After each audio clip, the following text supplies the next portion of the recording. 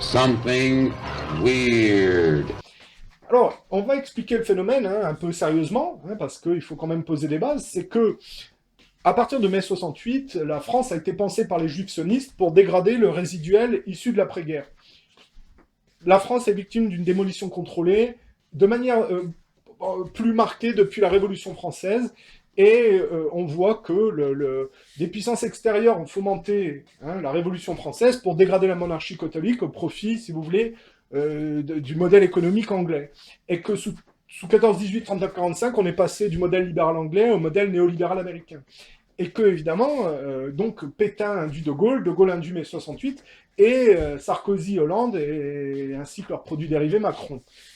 Et donc, si vous voulez, Soral s'inscrit dans les premières générations issues de la résistance post-Seconde Guerre mondiale, et donc dans le résiduel gaullien, que les jeunes qui sont issus de générations pensées par les juifs sionistes à partir de mai 68, inconsciemment, ont dans le viseur, parce que le but, c'est de déstructurer la France et de la globaliser. C'est pour ça qu'on dégrade la langue française et qu'on utilise le franglais, et que, si vous voulez, on a, parmi métis, des jeunes qui piquent les idées du passé, ou qui essayent d'y coller parce qu'ils n'ont pas le même fond, si vous voulez, pour essayer de faire basculer la France dans un nouveau, on va dire un néo-nationalisme juvisé, si vous voulez.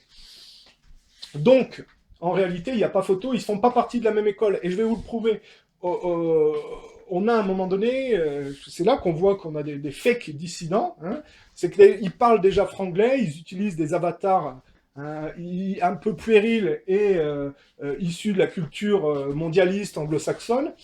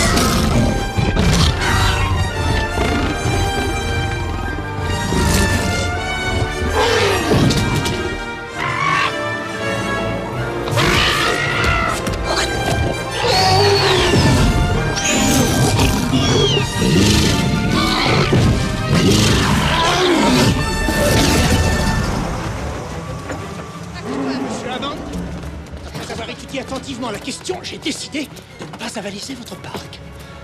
Moi aussi.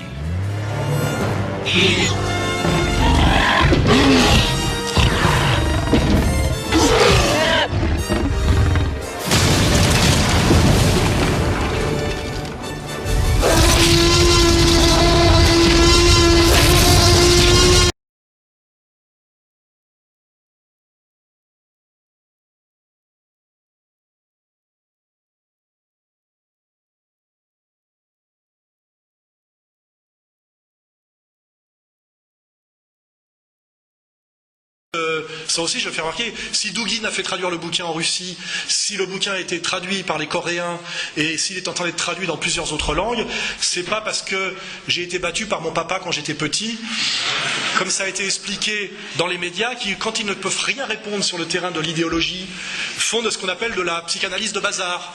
Vous savez, Hitler n'avait qu'une couille, bien sûr, ça...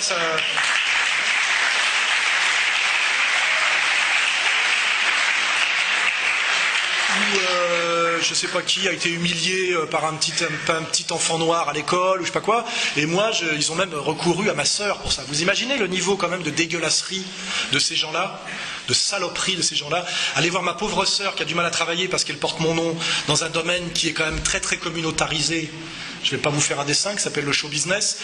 Et à un moment donné, aller la voir en disant si tu veux continuer à bosser, il faut que tu craches sur ton pauvre frère. Comme on avait demandé à Marine Le Pen, si elle voulait revenir dans le circuit, de cracher sur son père. Vous voyez, ces exigences de soumission et d'allégeance, où régulièrement j'entends dire tu n'as pas dit pardon. Et on dit à Dieudonné, pareil, il n'a aucun remords. Mais demander pardon à qui et pourquoi? Quand on prend Alain Soral et qu'on écoute son discours, et lui, il en a pris plein la gueule. Et donc, à un moment donné, il explique à son public pourquoi je m'excuserai, bande d'enculés. Mais quand il dit bande d'enculés, il parle des gens du système qu'il combat et qui essayent de dissoudre la France dans leur superficialité maladive.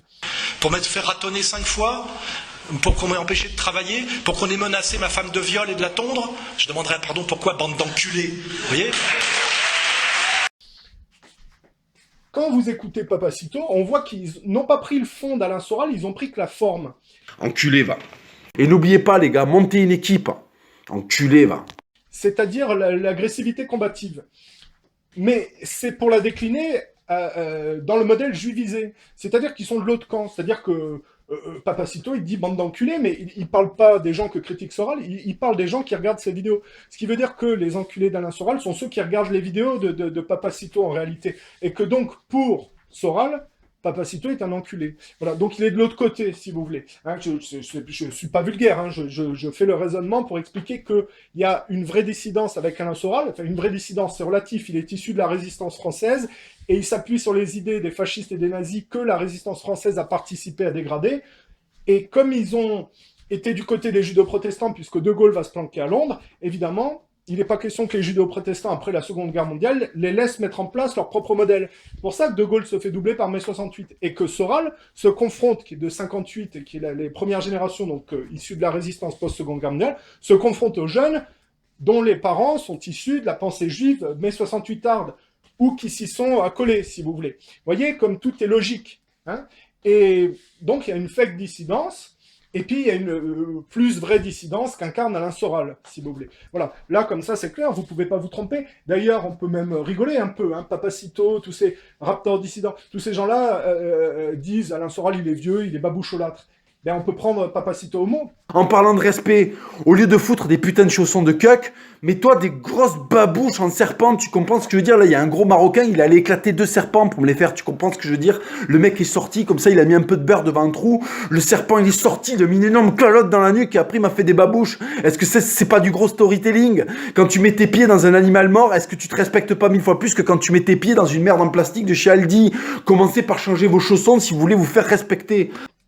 Parce que lui, non seulement de tuer des serpents pour combler son manque de virilité, eh ben, il incarne la baboucholâtrie par la mode vestimentaire, si vous voulez. Alors là, on ne peut pas vraiment se planter, si vous voulez, quand on observe ça. Ce qui va me permettre de décliner quelque chose que j'ai déjà abordé dans une autre vidéo, c'est qu'il y a, ces générations mondialistes, un problème de perception du monde réel, et de prendre des animaux pour, si vous voulez, un objet de consommation basique. C'est le phénomène des unboxings. Hein. On voit des gens qui unboxent leurs serpents, qui ont des requins chez eux. Let's see what we ended up with.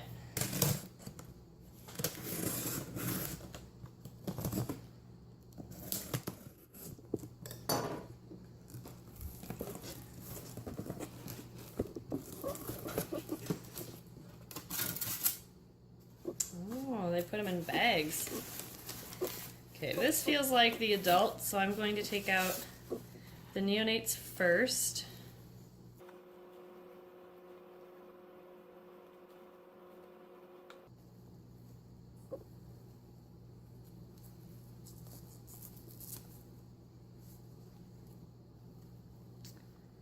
Oh, look at you.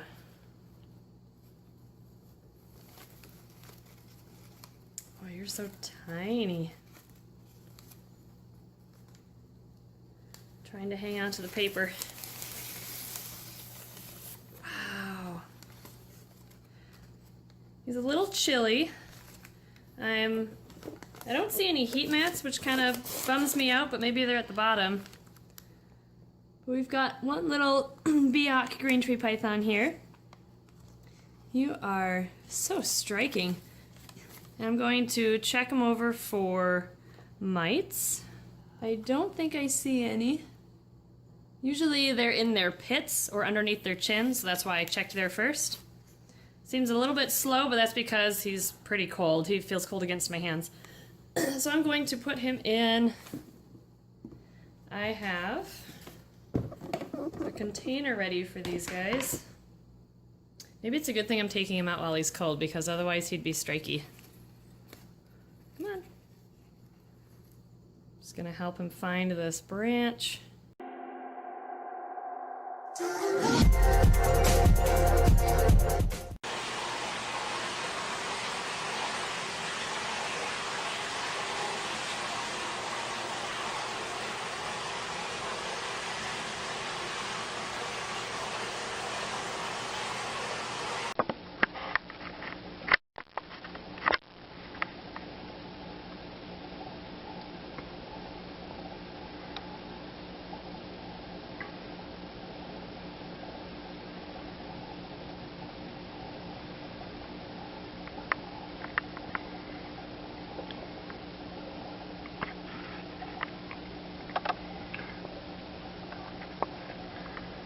C'est-à-dire que ces gens-là sont superficiels, hein, maladivement enfermés dans une superficialité de fond, et ils ne se complaisent que dans le culte de la forme, mais qui n'est pas fait pour les aider à s'en sortir, qui ne fait qu'alimenter leur superficialité. C'est pour ça que Papacito pimpe Kiki le lapin. Je veux dire, quand on prend un peu de distance pour ça, on voit ces jeunes-là, ils manquent pas d'air quand même, parce que le raptor dissident, Kiki le lapin...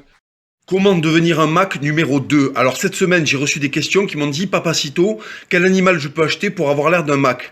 Alors je vais vous dire un truc. En fait, l'animal, c'est pas grave. Vous pouvez acheter n'importe quelle race d'animal, même les petits animaux. Il y a plein de gens qui croient qu'il faut avoir un crocodile pour être un Mac. Pas forcément. Vous pouvez avoir même un lapin et être un Mac. Je vais vous expliquer pourquoi.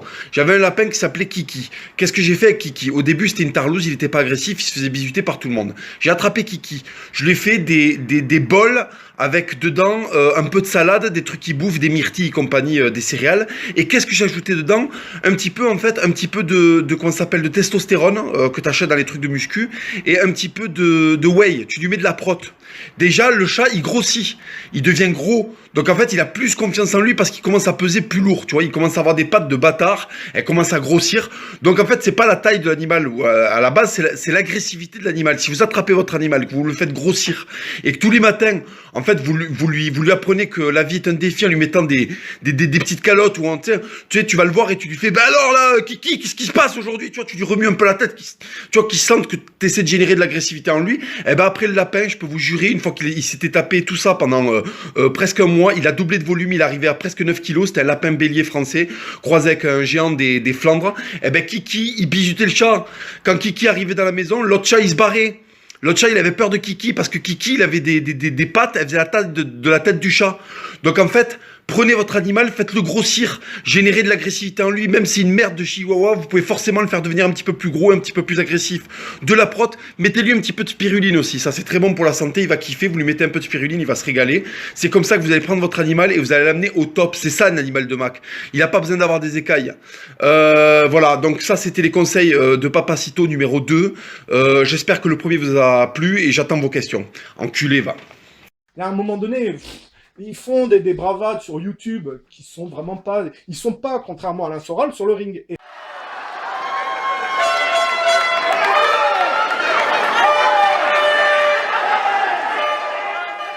c'est là que c'est assez particulier, si vous voulez. C'est que, d'après Alain Soral, tous ces jeunes-là sont, si vous voulez, un peu des satellites de ring, de 15 ans. Mais ils sont pas eux sur le ring alors que Soral l'est. C'est Una de los infumables. ¡Ah! ¡Qué bueno que le fue así! ¡Ah, qué bonito! ¡Huele mole! Oye, dio un mortal hacia atrás, pour ça que j'ai choisi, si vous voulez, l'image du catcheur qui pousse un nain bouffon du ring. C'est la version violente soralienne, mais ça correspond à la réalité de terrain. C'est que lui, il est sur le ring, tandis que eux, qui gravitent autour de ring, n'y sont pas. Et je reviens sur les animaux, c'est qu'ils utilisent les animaux qu'ils enferment dans leurs propres conditions non dites, et ils font trinquer l'animal pour leur complexe, si vous voulez. C'est pour ça de pimper son lapin, c'est-à-dire qu'en fait, il empoisonne son lapin parce qu'il transpose ses problèmes de virilité sur le lapin, si vous voulez. Et il y a un problème de respect du monde animal, et on voit le phénomène du unboxing avec le mondialisme, avec un phénomène de nouvelle génération cloîtrée dans un consumérisme juivisé, qui ne voit le monde que de manière narcissique et égoïste, comme Comment devenir un Mac numéro 5? Alors cette semaine, j'ai reçu des questions qui me disaient « Ouais, Papacito, comment je peux faire pour devenir un Mac au quotidien avec les petits objets du quotidien ?» Eh ben déjà, les gars, arrêtez de boire dans les verres de la cantine du CM2, là. On va pas faire de pâte à sel à 14h, buvez dans des vrais trucs, buvez dans des grosses croupes en métal, tu comprends ce que je veux dire? Il y a Charlemagne qui a bu là-dedans, là. Est-ce que tu crois que quand tu bois là-dedans, tu bois pas, tu règnes, tu t'hydrates pas, tu règnes. Ensuite, arrêtez de passer des coups de fil, passez des coups de talkie-walkie. Qui sait qu'il y a des talkie-walkie dans la vie? Les boss du raid. Et Saddam Hussein, quand il veut commander un plateau de charcuterie, qu'il a la flemme de monter les escaliers, ne passe pas des coups de fil, passe des coups de talkie, c'est déter un talkie. Ensuite, quand tu vas au cinéma, ne mets pas tes espèces de lunettes là, 3D de tarlouse sur la gueule. Mets un truc qui fait que le film va te respecter. Va t'asseoir dans le cinéma avec des lunettes fumées. Regarde qui c'est qui met des lunettes comme ça. C'est Ceausescu et Patrick Dill, c'est les lunettes de l'horreur. Il y a Charles Bronson aussi qui les met. Il faut que le film, quand il te regarde, il a l'impression que tu es là pour le fumer. Tu comprends ce que je veux dire? Ensuite, ne coupe coupez pas la dinde du dimanche avec ce genre de merde. La dinde va jamais vous respecter si vous ramenez avec un couteau comme ça. Coupez la dinde avec un truc comme ça, là. Tu comprends ce que je veux dire? C'est pas un repas, c'est une croisade. Il faut que la dinde, elle comprenne que t'es pas là pour rigoler, t'es en croisade contre le putain de véganisme. Il faut qu'elle te respecte, la dinde. En parlant de respect, au lieu de foutre des putains de chaussons de cuck, mets-toi des grosses babouches en serpent, tu comprends ce que je veux dire? Là, il y a un gros Marocain, il allait éclater 2 serpents pour me les faire, tu comprends ce que je veux dire? Le mec est sorti, comme ça, il a mis un peu de beurre devant un trou. Le serpent, il est sorti, il a mis une énorme calotte dans la nuque et après, il m'a fait des babouches. Est-ce que c'est pas du gros storytelling? Quand tu mets tes pieds dans un animal mort, est-ce que tu te respectes pas 1000 fois plus que quand tu mets tes pieds dans une merde en plastique de chez Aldi? Commencez par changer vos chaussons si vous voulez vous faire respecter. Ensuite, arrêtez de bouffer des pommes. Quand un mec mange une pomme, t'as envie de lui mettre une calotte dans la nuque. Mangez des oignons. Est-ce que tu crois qu'il y a un mec qui va venir t'emmerder s'il te voit croquer dans un oignon? Qu'est-ce qui croque dans les oignons? Personne. Donc si toi tu croques dans un oignon, ça veut dire que t'as pas de limite, t'as plus de standard, parce que quand t'as croqué dans un oignon, tu peux parler à personne. Donc a priori t'es un mec qui parle pas, et si tu parles pas, t'es dangereux, tu comprends ce que je veux dire? Ensuite, arrêtez de jouer à la marelle, jouer à des trucs sains et éducatifs qui prennent des valeurs sûres. Jouez à Turok, je vous l'ai assez dit, j'en ai marre de me répéter, bordel. Et n'oubliez pas les gars, montez une équipe. Enculé, va. Je me demande, quand ces jeunes ne peuvent pas consommer, s'ils ne deviennent pas hystériques, si vous voulez. Ce qui explique un peu que quand Trump a été élu, il y a un jeune venu d'Angleterre qui a essayé de l'assassiner parce qu'il avait senti intuitivement que la fête était finie jusqu'à un certain point, si vous voulez. Parce que, bon, Trump n'est pas non plus le sauveur. Hein. On est bien d'accord que ça reste un anglo-saxon pris dans une superficialité, mais un peu moins dévirilisé que ce qu'incarne le gauchisme extrémiste de Clinton et puis de comment elle s'appelle, la Theresa May, hein, si vous voulez. Il y a, on va dire, encore un conflit entre extrême droite israélienne et extrême gauche israélienne par la médiation du protestantisme un peu au-dessus, si vous voulez, que Trump incarne. Hein. Bon, bah, bref, on va pas rentrer dans ces détails-là, on pourra décliner peut-être un jour prochain, mais voilà, on va dire que les protestants sont un peu moins superficiels que les juifs, mais ils sont très juivisés, donc ils ont une mentalité plus en adéquation pour Trump avec l'extrême droite israélienne, et pour Clinton et Obama, c'était plus l'extrême gauche. Et donc, quand Trump a été élu, il y a les jeunes anglo-saxons proches du gauchisme mondialiste, c'est-à-dire de l'extrême gauche juivisée dans le fond, qui ont tapé leur crise parce qu'ils pouvaient plus complaire autant dans leur superficialité, leur culte de la technologie, que si ça avait été Clinton qui avait été élu, si vous voulez.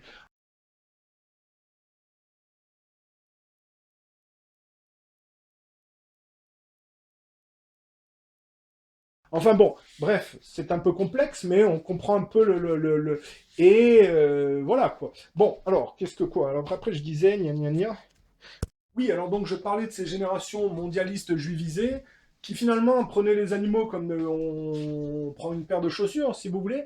Et ce qui est curieux, c'est qu'en bout de tableau, ils sont agglomérés autour d'un type qui, selon un Kerzan, qui, selon Soral, sodomise son chien. Donc c'est pour ça que je pose la question, est-ce que le gauchisme, finalement, n'est pas condamné à de la zoophilie, si vous voulez, en bout de tableau? Bon, parce que c'est un rapport d'enfermement qui, par la symbolique de l'animal bloqué dans son hystérie à son niveau de rapport au monde, les gauchistes médient aux animaux, si vous voulez, leur rapport d'enfermement hystérique. C'est pour ça que, par exemple, si on veut faire une analyse complète, on dira que comment il s'appelait, un peu leur précurseur, là, d'un racaille un peu de banlieue qui correspondait à l'hystérie violente des bobos, hein, qui étaient eux plus sur le niveau intellectuel. Comment il s'appelait, là,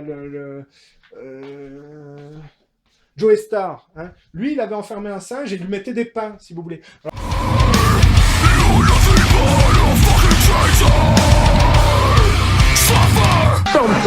Ferme ta gueule.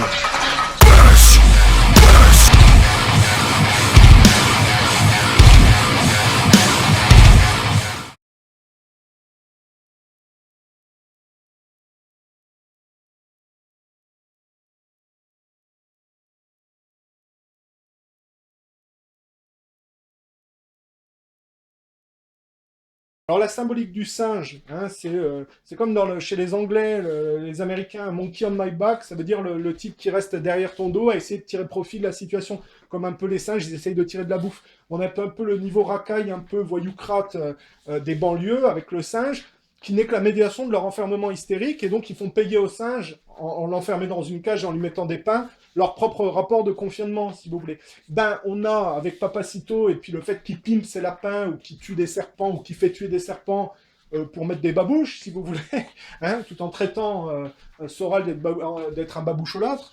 Et ouais, on a quand même des jeunes qui s'inscrivent dans une juvénisation et qui, par mimétisme, essayent de coller au type de gauche qui est Alain Soral et qui essayent symboliquement de s'en débarrasser, si vous voulez.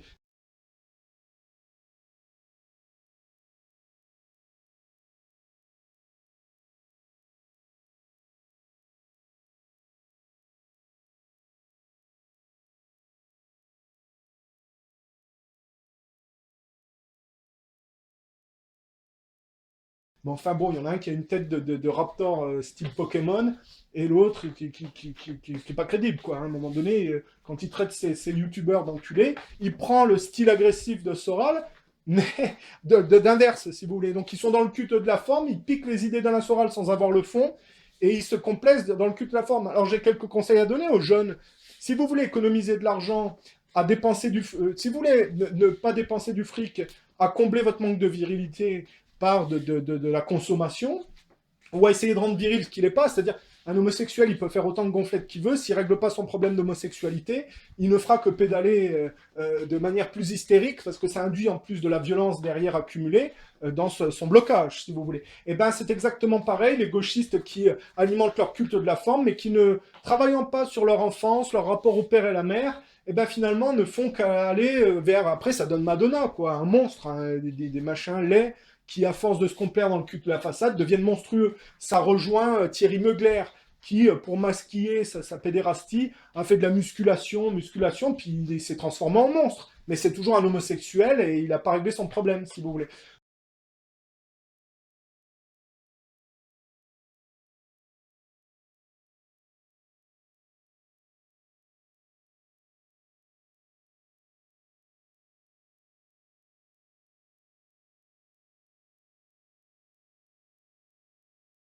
Donc on voit bien là le gauchisme qui devient monstrueux, qui devient, si vous voulez, ça rabaisse à la symbolique de l'animal.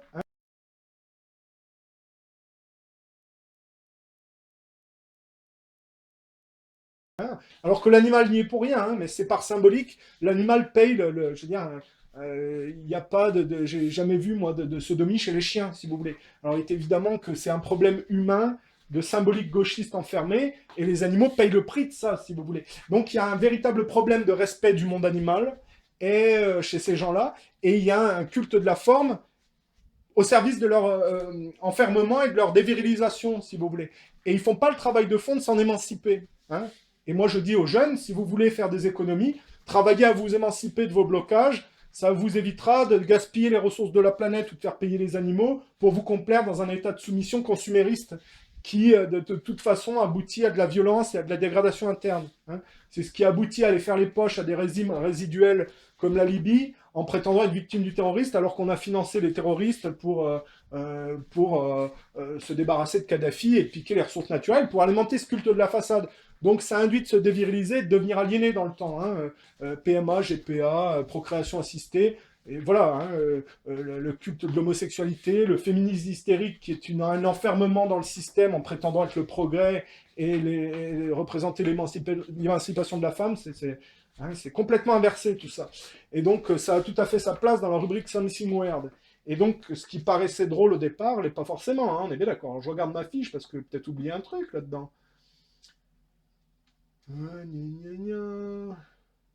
Ah oui, tiens, je peux te parler de ça. Voilà, alors moi, les conseils que je donne sur les modes vestimentaires, puisqu'il y a plein de gens qui font de la mode vestimentaire.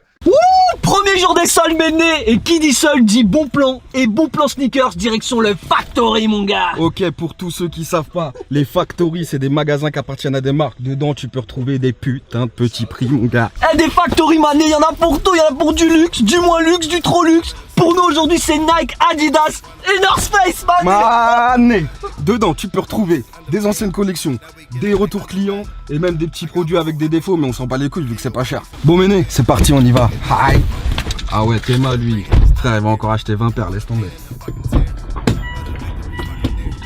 Les gars, là on est au Factory de Plaisir. On va vous mettre l'adresse dans la description. N'hésitez pas à partager toutes les adresses des Factory qui après de chez vous, Méné, comme ça il y aura des bons plans pour tout le monde. Aïe. Ah, vas-y.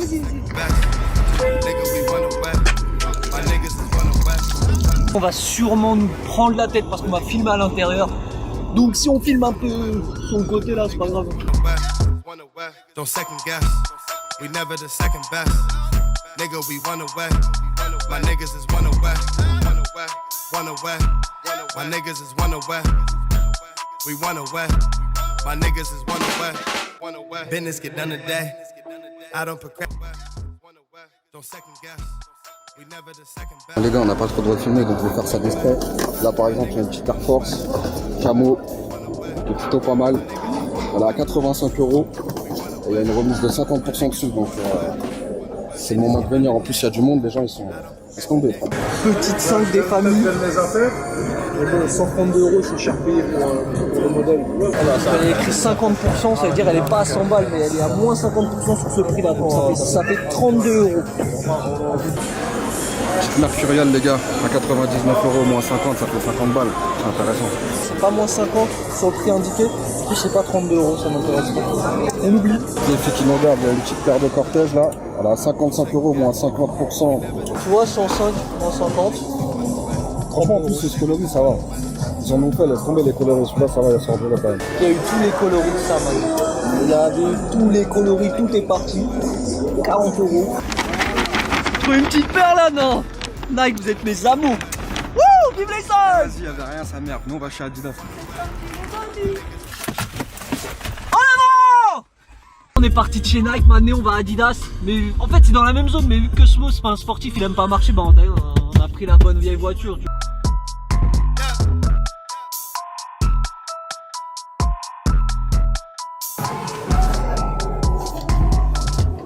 Néné, c'est des petites paires d'équipements, je crois que c'est les seuls trucs qui sont bien ici.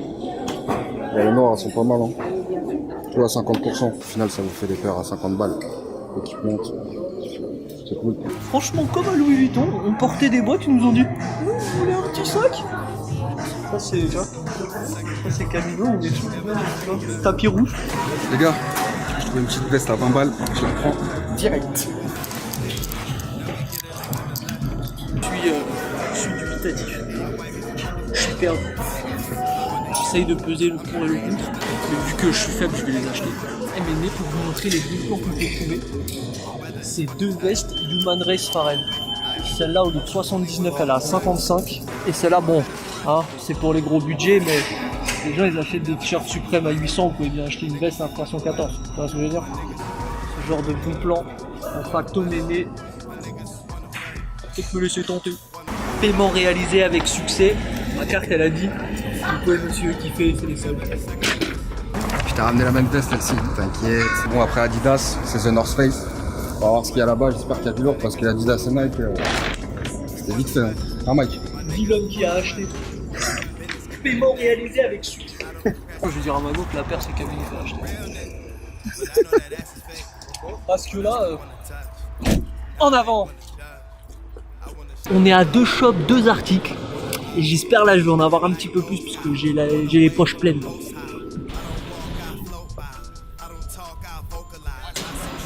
Copa de chiffres.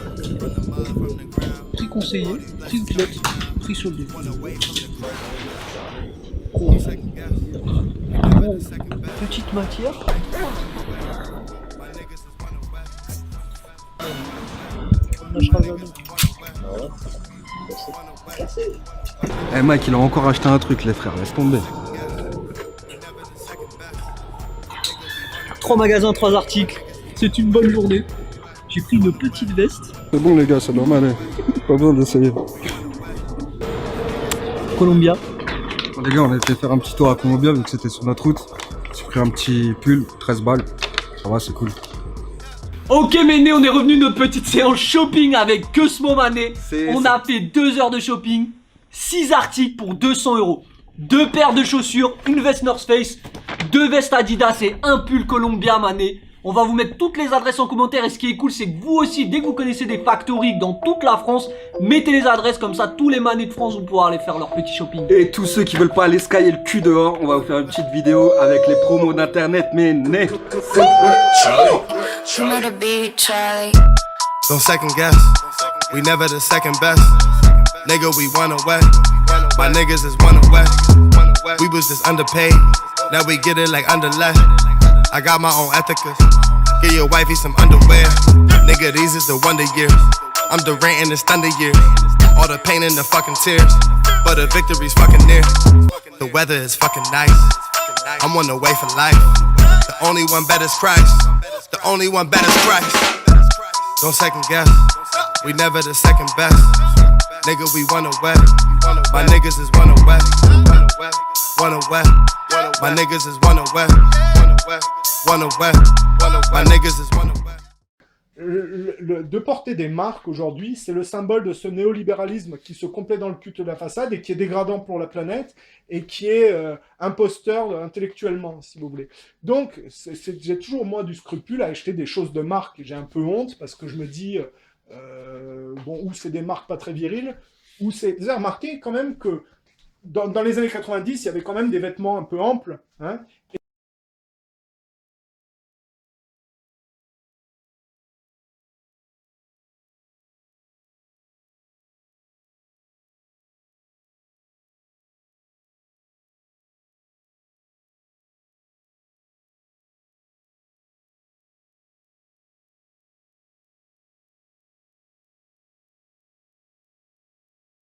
Et qu'on on aboutit de plus en plus dans la dévirilisation de la société, notamment française, à des vêtements pour les hommes de plus en plus courts et de plus en plus attardés, de plus en plus remontés, si vous voulez.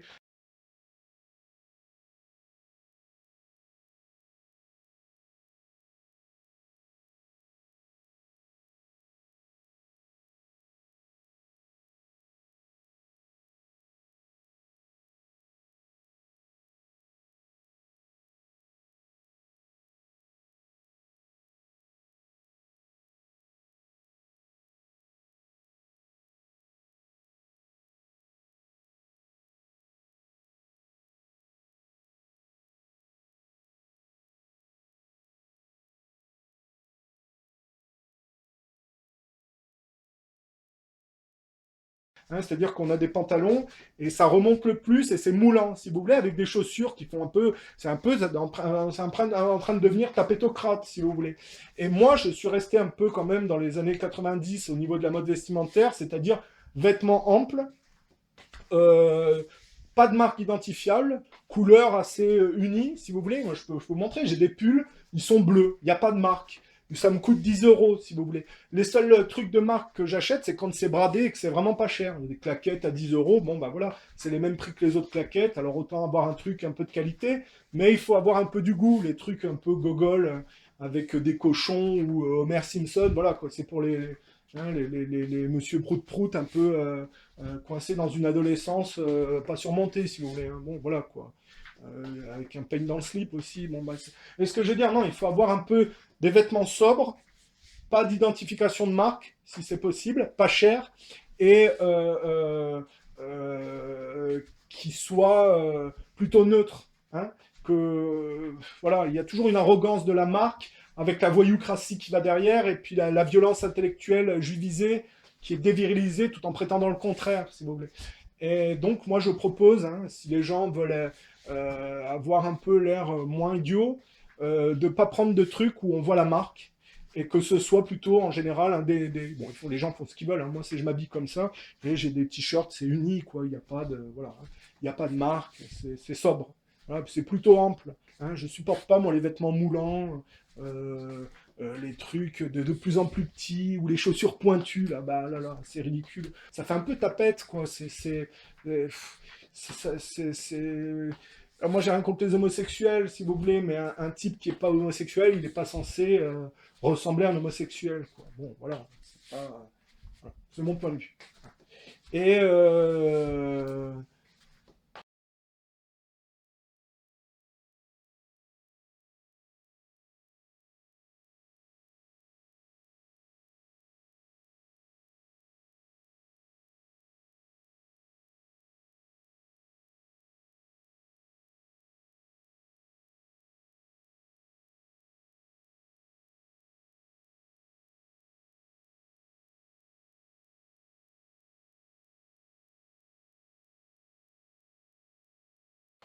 qu'est-ce que je peux dire? Oui, bon, bah voilà. Non, j'ai un peu tout dit, hein. Et c'est surtout le sujet qui m'a interpellée, à vrai dire. À quel niveau? Oh, pas mal.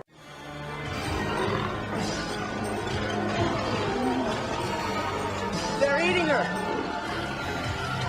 And then they're going to eat me.